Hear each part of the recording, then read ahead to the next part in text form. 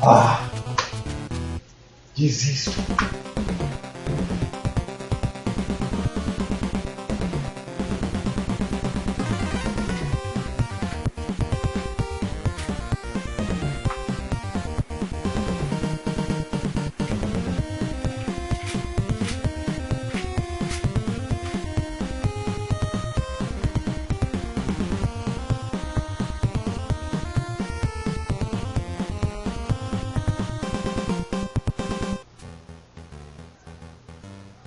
Não é possível, hoje eu não tô com sorte.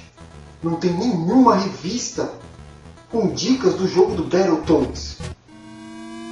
O Battletoads é considerado um jogo extremamente difícil. Sem contar que até mesmo se você jogar ele com um amigo, esse jogo ainda dá um jeito de deixar ele ainda mais difícil. Pois além de você ter que dividir suas vidas com seu parceiro, o jogo ainda permite que vocês possam se bater e se ferir um ao outro, tornando tudo ainda mais complicado. Realmente esse é um jogo para se jogar sozinho mesmo. Nessas horas umas dicas seriam muito bem-vindas. Peraí.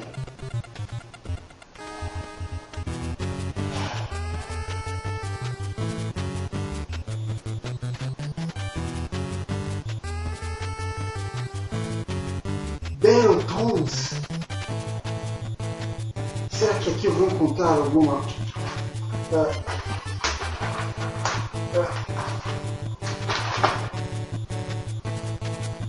Que revista mais esquisita! Será que é porque não é exatamente uma revista, mas sim um pôster? Caraca! Pra quem não conhece, essa aqui é a Warp Zone. É uma revista nova. Ela não é nem antiga. Mas olha só que legal. Ela não é só como as antigas, mas ela é completamente ideal. Veja só que legal. Ela traz não só exatamente matérias completas sobre toda a franquia dos Battletoads, como também traz um pôster na parte de trás. Aqueles pôsteres onde a gente pode colocar na parede do nosso quarto. Isso é sensacional. Então, será que no meio de todas essas curiosidades sobre os Battletoads eu encontro alguma dica? Eu não sei se isso é algum código subliminar, mas tem uma dica. Uma dica escondida na capa. Veja só. Podemos ver claramente que isto é uma sequência. Uma sequência de comandos para se fazer no controle. Pessoal da Warp Zone, vocês acham que poderiam ter me enganado, né? Então quer dizer que a dica fica logo na capa, escondidinha. Isso parece um easter egg, né? Vamos testar para ver se essa dica funciona mesmo. Normalmente, sempre que a gente tem que aplicar um código de sequência de botões, você tem que ter em mente 3 regrinhas básicas. Ou ele é feito antes de aparecer o título, durante a introdução das empresas que participaram da produção do jogo, ou na tela de título, ou durante o jogo pausado. Normalmente são essas 3 ocasiões onde se aplicam as sequências de botões. Poucos jogos fogem desses padrões. Por isso, na falta de informação na dica, tente essas 3 ocasiões. Outra dica é que sempre que você conseguir executar a sequência corretamente e o truque der certo, você vai ouvir um sonzinho confirmando que a dica deu certo.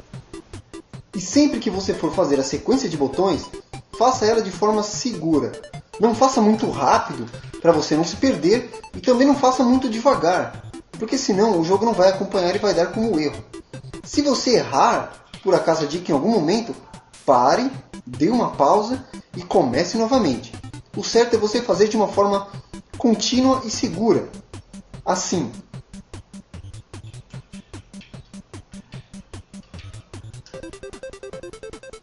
O certo mesmo é você treinar bastante a sequência antes de começar a fazer.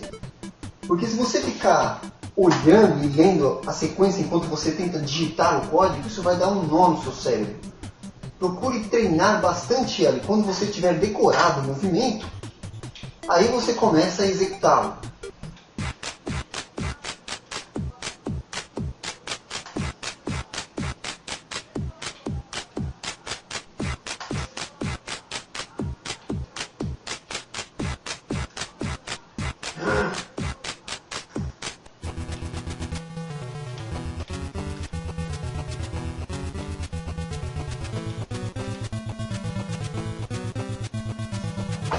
desisto.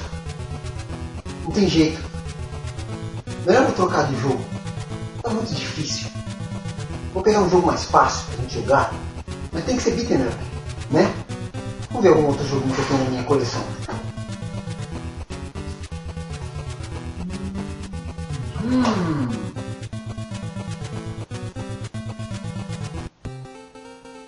Tartarugas Ninjas 2 The Arcade Game. Quem aí lembra desse jogo quando eu falei dele neste vídeo? Quem ainda não ouviu falar desse jogo, assista esse vídeo aqui onde eu falo do Tartarugas Ninjas 2 The Arcade Game. Ótimo beat'em up.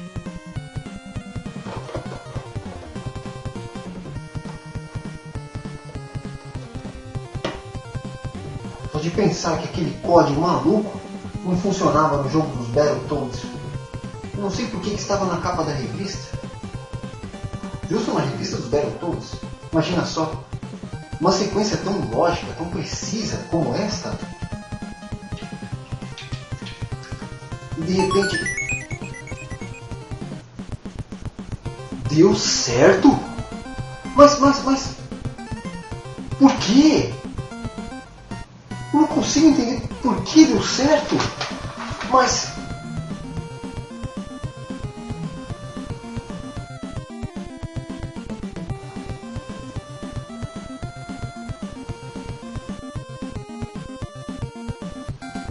Espera só um pouquinho aí. Já sei. Como eu pude perceber isso antes? Já faz tanto tempo que meus dedos perderam até mesmo a prática de tantos anos levei para decorar essa sequência. Este é o lendário, o mais conhecido código de todos os tempos. O único código que pode ser usado numa vasta lista de jogos que perduraram durante muitas gerações. Este código, esta sequência, é o famoso Konami Code. O código Konami, também conhecido como Konami Code, pode ser usado em vários jogos da Konami, para vários consoles em várias gerações, normalmente habilitando algum tipo de opção secreta. O código foi utilizado pela primeira vez em 1986 no jogo Gradius para o Nintendinho.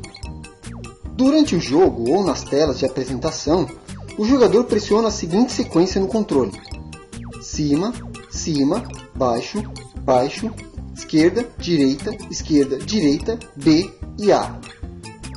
Essa é a versão original do código, criada para o controle do NES. No seu uso normal, muitos jogadores incluem o Start no final do código, mas esse botão simplesmente serve para começar ou despausar o jogo, e não faz parte do código real. A sequência exata varia conforme o jogo, e foi adaptado para as diferentes disposições de botões e nomenclaturas dos controles nos outros sistemas de jogos, pois normalmente quase todos os controles têm a letra A e B. Menos o do PlayStation, né? Porque o PlayStation é diferente de todo mundo. Então, para se adaptar, o A e o B foram trocados simplesmente pelo quadrado e X, ok?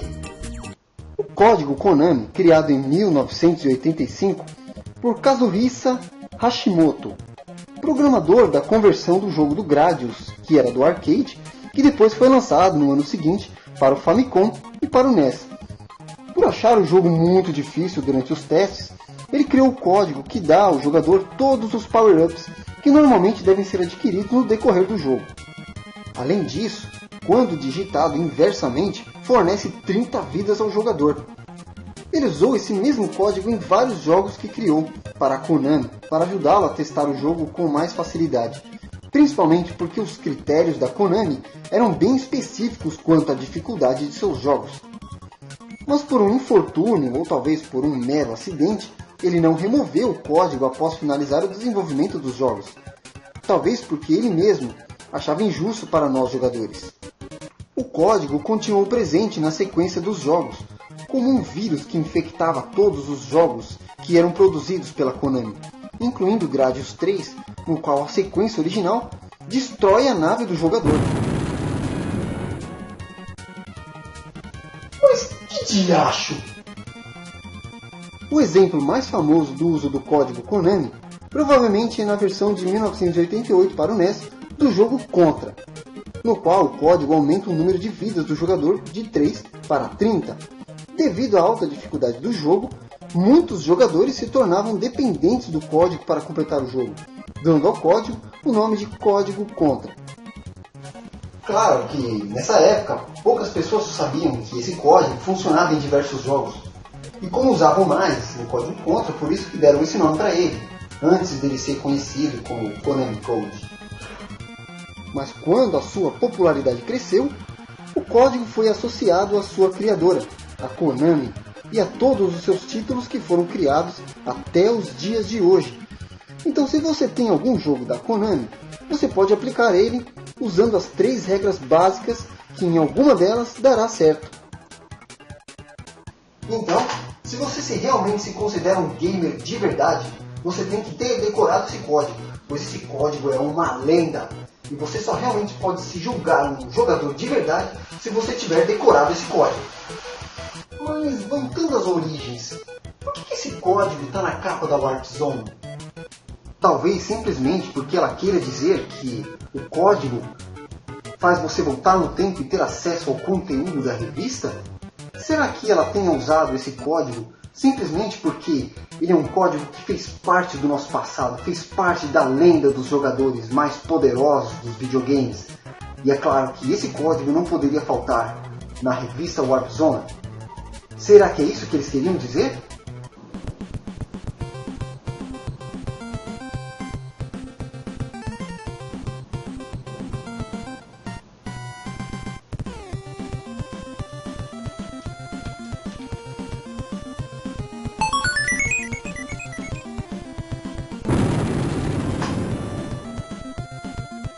Uau!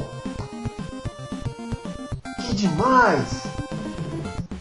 Konami Code, o código mais conhecido e poderoso do universo.